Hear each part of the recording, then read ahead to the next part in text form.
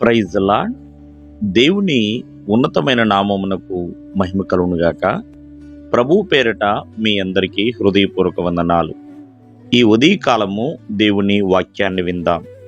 కీర్తనలు 119, 105.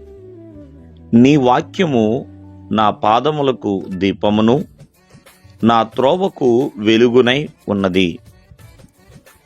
దేవుని యొక్క వాక్యము మరి మంచి విషయాన్ని మనకు తెలియజేస్తుందండి.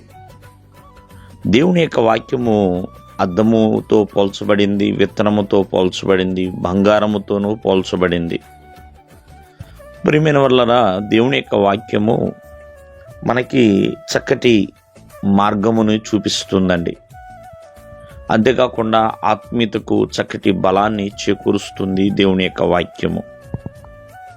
మరి దేవుని యొక్క వాక్యము మన యొక్క పాదాలకు దీపమని, మన త్రోవకు వెలుగునై ఉన్నదని కీర్తనాకారుడు సెలవిస్తున్నాడు. మరి అటువంటి వాక్యమును ఎప్పుడు కూడా విడిచిపెట్టకూడదండి. ఆ వాక్యమును చదివేవారైనా, ధ్యానించేవారైనా, ఆచరించేవారైనా ధన్యులని మనము బైబిల్ ద్వారా చూడగలుగుతున్నాం. దేవుడు సెలవిస్తున్నాడు, దేవుని యొక్క వాక్యమును ధ్యానించేవాడు ధన్యుడు అని.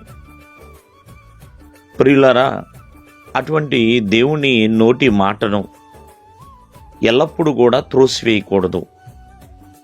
దేవుని మాట ప్రకారముగా నడిచేవారిగా ఉండాలి. మరి దేవుని యొక్క వాక్యాలు ఎప్పుడు కూడా మనకి మధురమైనవేనండి. వివేకాన్ని ఇస్తాయి, జ్ఞానాన్ని కలిగిస్తాయి. అంతేకాకుండా మన యొక్క అడుగులను అంటే నడకలను స్థిరపరుస్తుంది దేవుని యొక్క వాక్యము. ఆ వాక్యము చేత మనము బ్రతికించబడుతున్నాం.